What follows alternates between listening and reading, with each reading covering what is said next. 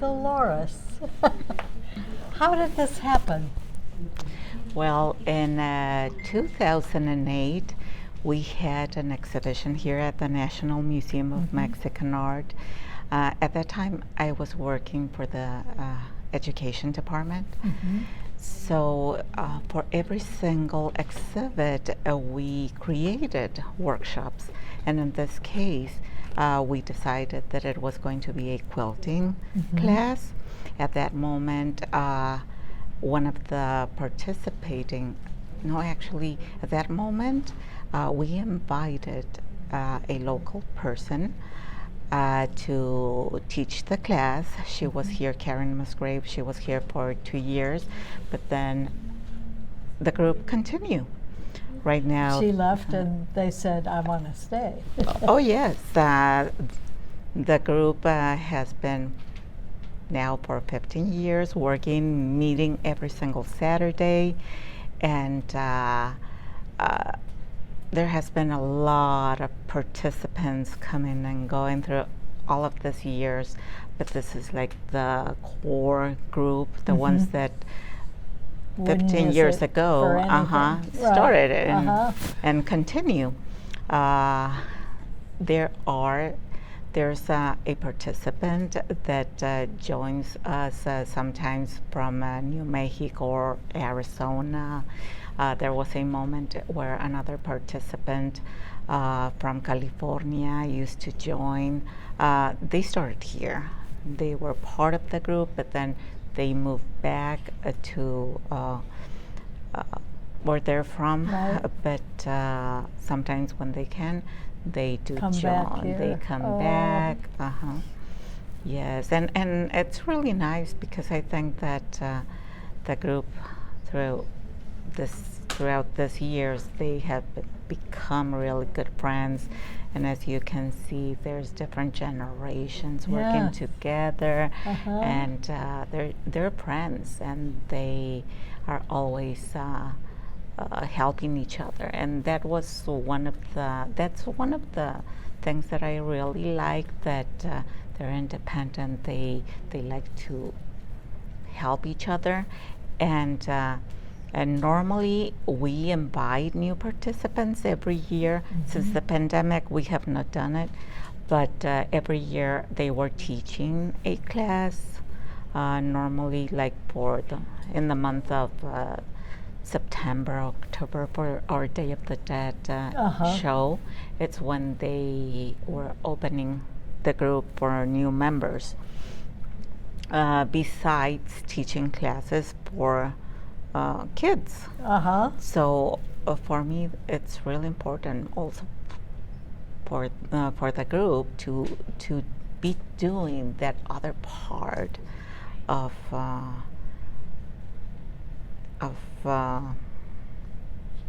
the work, no? Sharing. Besides creating, sharing, and teaching what they Right. know. Very important. It's such a lost art if you don't. Yes. And parents don't seem anymore to have the time to teach. And so children don't learn from their parents always.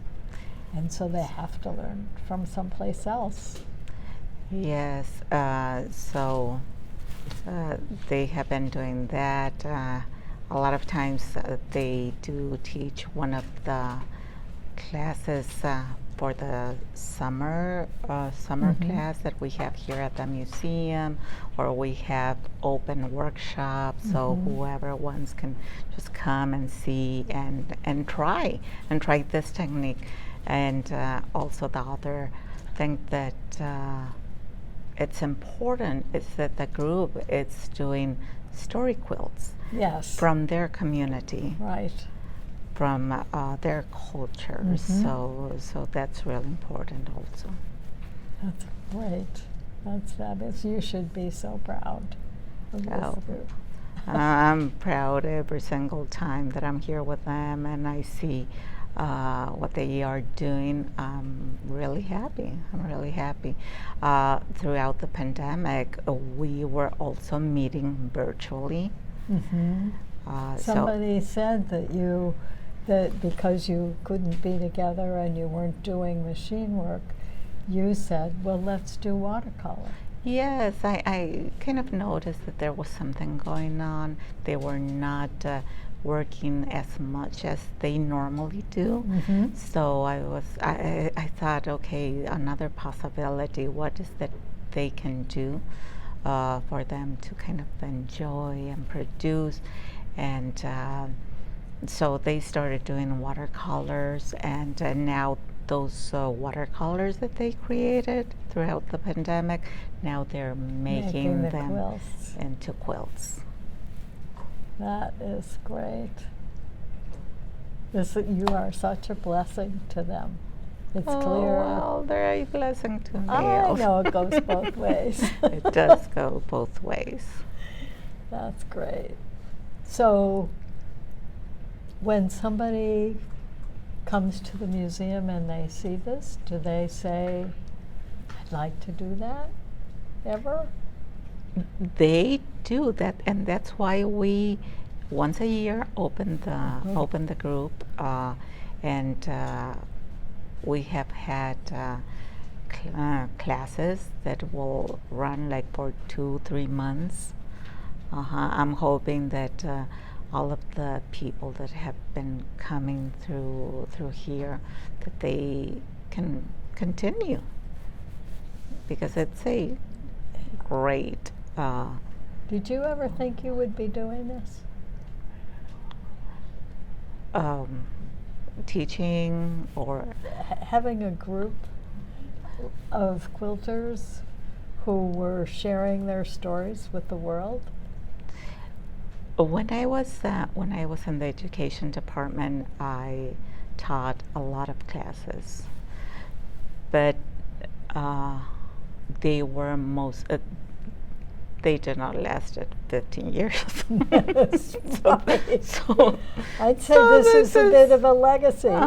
So this is something really nice. Mm-hmm. That's great. Yeah, and they are always with a lot of ideas and always trying to do something new. Mm-hmm. So. And can you imagine how it affects the rest of their life? It's a moment of joy that seeps Mm-hmm. into everything else. Mm-hmm. And as you can see, because you have been interviewing them, the majority of them have never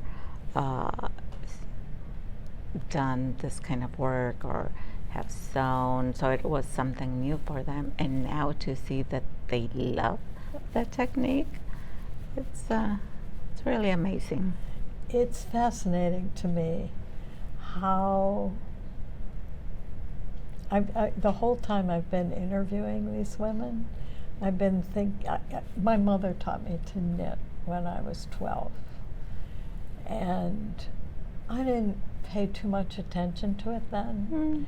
But by the time I got into college, I was knitting in the back row, dropping the needles on the floor. The professors were getting mad at me. And I just have done things with fiber ever since. And I am fascinated with what a difference a needle, whatever kind of needle, makes to a woman. Or a man. My son knits, I should say. It just is a way to create lasting things. Yes, and now that I see all of this younger generations doing fiber arts and loving this old techniques, I'm like amazed and surprised as that now they're seeing the importance of working on this old techniques, because they can create beautiful and when they pieces. do that, don't you think that they are also sort of, I hate to use this word, but processing, owning their emotions about it, which is really important. Yes. So Thank you for sharing. Well, thanks for coming. And I hope that that the people can go and check out the exhibit at the Depot Museum, and there's going to be the watercolors also as part as the project. Great. Thank you. You're welcome.